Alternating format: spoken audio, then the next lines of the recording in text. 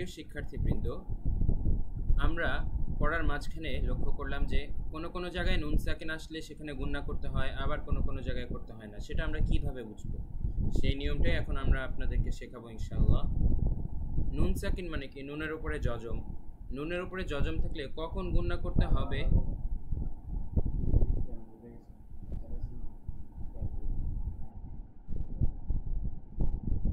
তাহলে আবার কোনখান থেকে বলবো? তাহলে আবার ভিডিওটা আবার করো নাকি? হ্যাঁ, এতটুকু যেহেতু বাদই।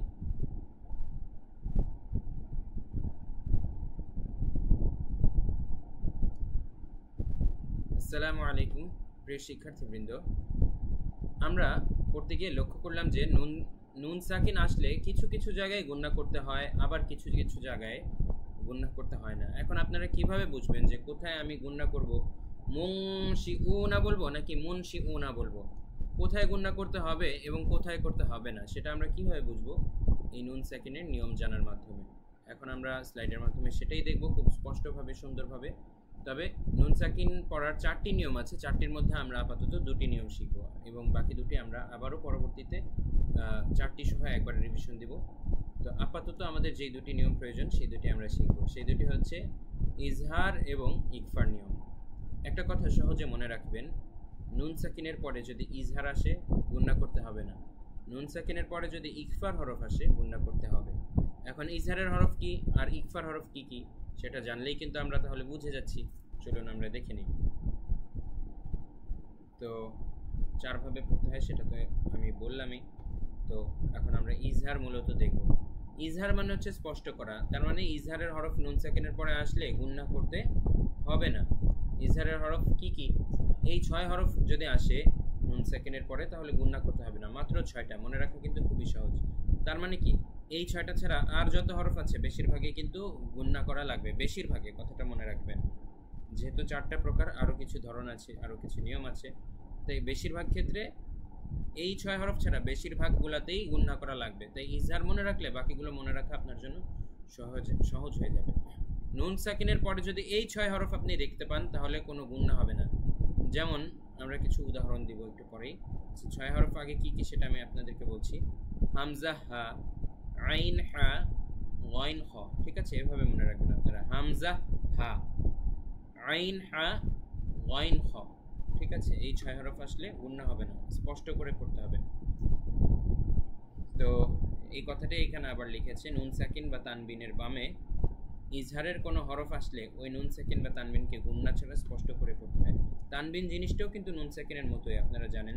যেমন বা দুই জের বিন, ঠিক আছে, এখানে বিন বলবেন নাকি বিং বলবেন, একটা ন উচ্চারণ কিন্তু আসে। তাই নুন সাকিন এবং তানবিনের ক্ষেত্রে নিয়মটা একই।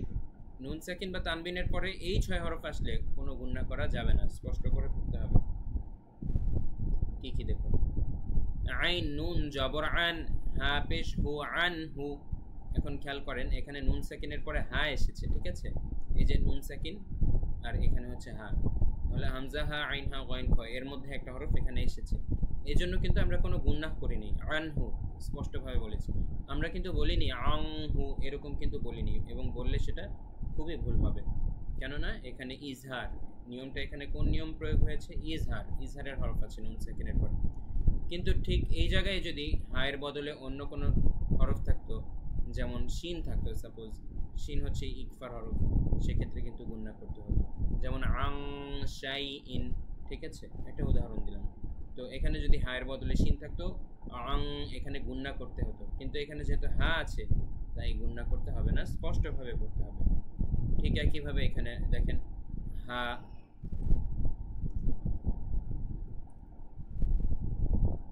ঠিক একইভাবে এখানেও দেখুন, এরপরের শব্দগুলোতে হা আছে, তারপরে নুন সাকিনের পরে হা আছে, আবারও তানবিনের পরে গইন আছে, হামজা হা, আইন হা, গইন খ। এই শব্দগুলো প্রয়োগ করে এখানে শব্দগুলো গঠন করা হয়েছে নুন সাকিন বা তানবিনের পরে। তাহলে লক্ষ্য করুন, নুন সাকিন বা তানবিনের পরে এই শব্দগুলো আসলে, এই অক্ষরগুলো বা এই হরফগুলো আসলে কোনো গুণনা করতে হবে না।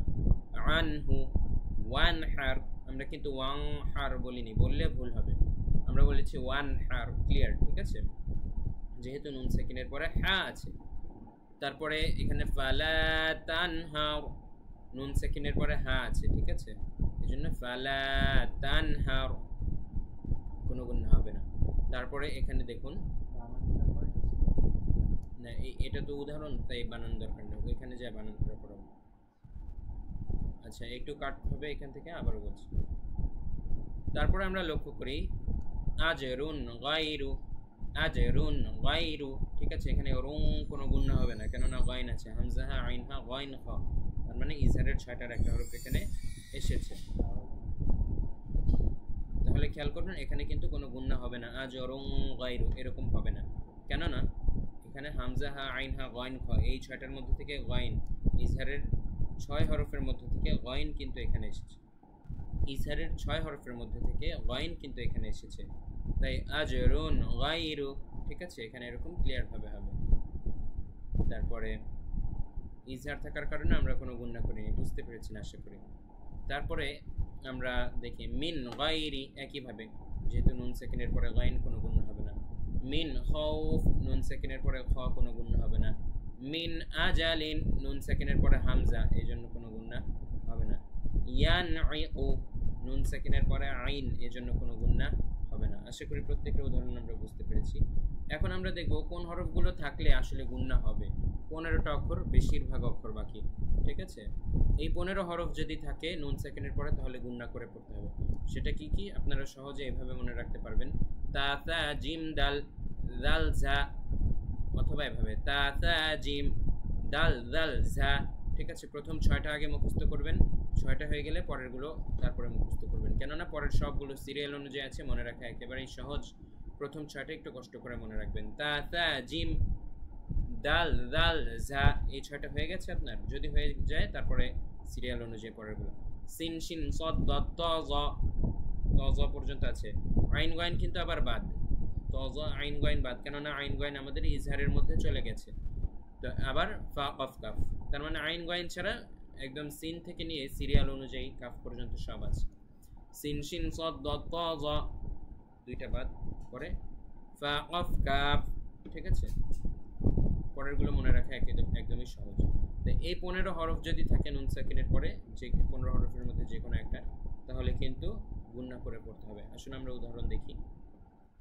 নুন সাকিন বা তানবিনের বামে ইকফার কোনো হরফ আসলে ওই নুন সাকিন বা তানবিনকে গুণনা সহ গোপন করে পড়তে হয়, যেটা এইমাত্র আমি সহজে বললাম। মানে নুন সাকিন বা তানবিনের পরে, যে দেখেন এখানে তানবিন আছে, মানে দুই জবর দুই জের দুই পেশকে তানবিন বলে, আবার মনে করিয়ে দিচ্ছি। তানবিনের পরে এখানে হচ্ছে ইকফার হরফ এসেছে, কাফ এসেছে, ঠিক আছে, এই জন্য গুণনা করতে হবে। মালাকুম কারীম, মালাকুম কারীম, মুনফাক্কিন, মুনফাক্কিন, দেখেন নুন সাকিনের পরে ফা এসেছে, ইকফার হরফ, তাই গুণনা করতে হচ্ছে। জান্নাতিন তাজরি, তিন, দেখেন তানউইনের পরে এখানে তা এসেছে, যা কিনা একটি ইকফার হরফ, এজন্য গুণনা করতে হবে। কওমুন যালামু, দেখুন এখানে তানবিনের পরে জ এসেছে, যা কিনা একটি ইকফার হরফ, এজন্য এখানে গুণনা করতে হবে। আশা করি নিয়মগুলো আপনাদের কাছে কিছুটা ক্লিয়ার হয়েছে। হ্যাঁ আমি জানি একবার দেখে আপনাদের কাছে এই নিয়মটা রপ্ত করা কঠিন হতে পারে, কেননা এই নিয়মটা মনে রাখাটা একটু জটিল। তবে আপনারা যদি ভিডিওটা কয়েকবার দেখেন এবং ভালো করে একটু মিলিয়ে মিলিয়ে চিন্তা করেন ভিডিওটা পজ করে, তখন কিন্তু আপনারা খুব ভালোভাবে বুঝে যেতে পারবেন। আপনাদের ব্রেনে একবার সেট হয়ে গেলে তারপর থেকে এগুলো আর কঠিন লাগবে না। আমি সামারি আবারও বলছি সব কিছুর, নুন সাকিন বা তানবিনের পর 6 হরফ আসলে কোনো গুণনা হবে না। 6 হরফ কি কি? হামজা, হা, আইন, হা, গাইন, খ। এবং নুন সাকিন বা তানবিনের পর এই 15 হরফ আসলে গুণনা হবে। সেই 15 হরফ কি কি? তা, তা, জিম, দাল, দাল, ঝা, তারপর হচ্ছে সিন, শিন, সদ, দ, ত, জ, তারপরে ফা, কফ, কাফ। আশা করি ক্লিয়ার। এই সামারিটুকু মনে রাখতে পারলে আপনাদের জন্য এই নিয়ম সহজ। ওয়া মা তাওফিক ইল্লা বিল্লাহ। আসসালামু আলাইকুম। এটা আলাদা রাখলেই ভালো হয়। তারপরে হ্যাঁ, এটা দেখানোর পর হ্যাঁ, পরের ক্লাসে লাগলে শুরুর থেকে আবার শুরু করলাম, বা ওর পর থেকে করে। হ্যাঁ আচ্ছা ঠিক আছে। আচ্ছা এই ভিডিও অফ করো, তারপরে আরেকটা ভিডিও করো। কি বলতেছিলাম লাস্টে? আচ্ছা, প্রিয় শিক্ষার্থীবৃন্দ, এতটুকু নিয়ম আপনারা বুঝে থাকলে এখন আমরা আবারও সেই কায়দার 14তম পৃষ্ঠায় চলে যাব ইনশাআল্লাহ। আশা করি এখন আপনারা পড়তে গিয়ে আর আটকাবেন না, কোথায় গুণ্য হবে কোথায় গুণ্য হবে না আপনারা সহজেই বুঝতে পারবেন। ধন্যবাদ।